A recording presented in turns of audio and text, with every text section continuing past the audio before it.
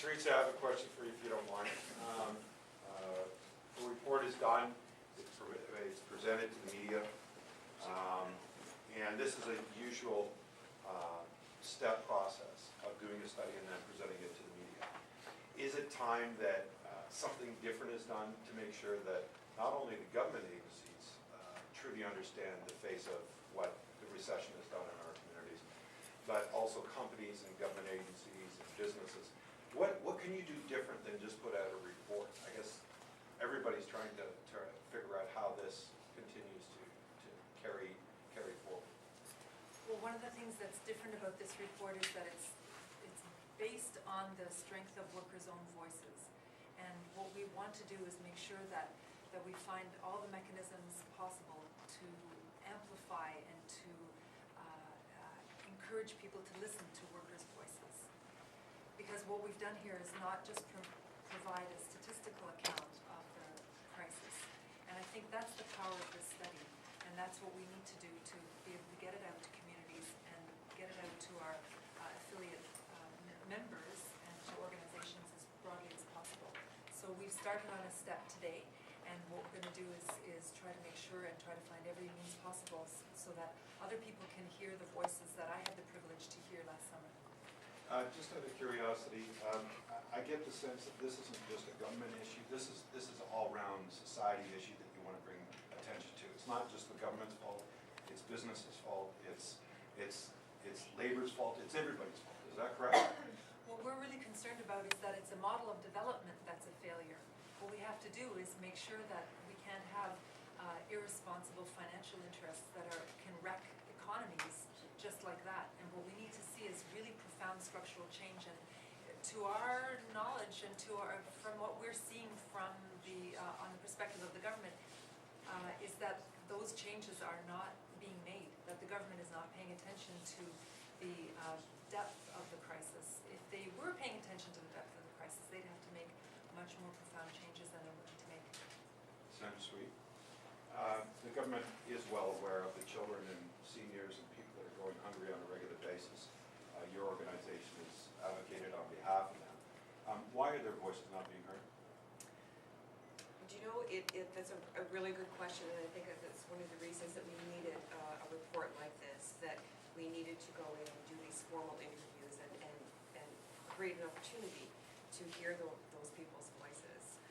There hasn't been much in terms of, I guess, in terms of media reporting and documenting and going on the ground level and talking to the agencies, talking to the unemployed, talking to the vulnerable, and letting them tell their stories. Very few places that they've been able to have a voice, and that's why I really applauded this and was so pleased to see this report being done, is because it does not only put a voice and a story behind it, but it puts a face.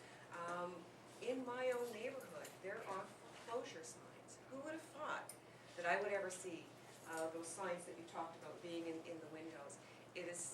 The effects of this recession have been so broad, but it's been, I don't know, like the actual stories and how it hits people's lives.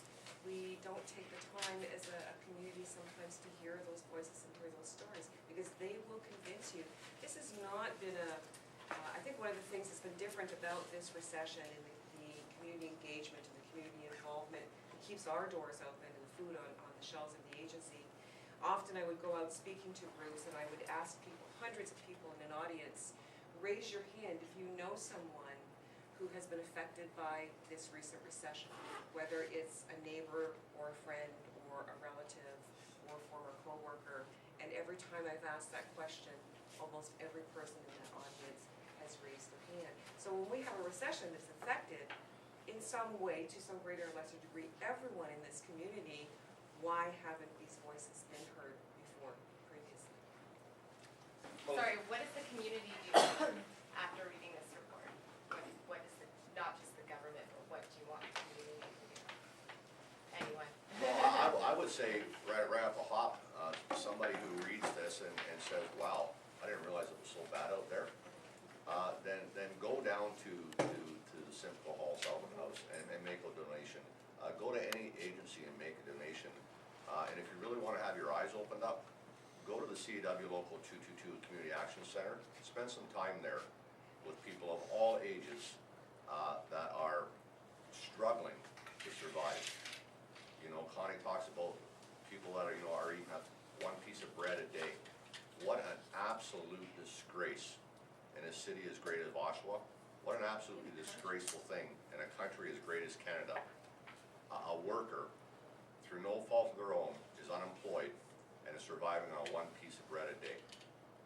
So to the average citizen out there who might not be directly impacted during this financial meltdown during a recession, branch out, have a look around, talk to those who are affected, and then help wherever possible. As unions, we're doing our part. As different agencies, they're doing their part. But most importantly, to our government officials, come down to an action center. Go to a shelter. Go to a distress center. Go to a place that houses women that have been abused because their husband isn't bringing home a paycheck anymore and starts taking it out on the wife or the children.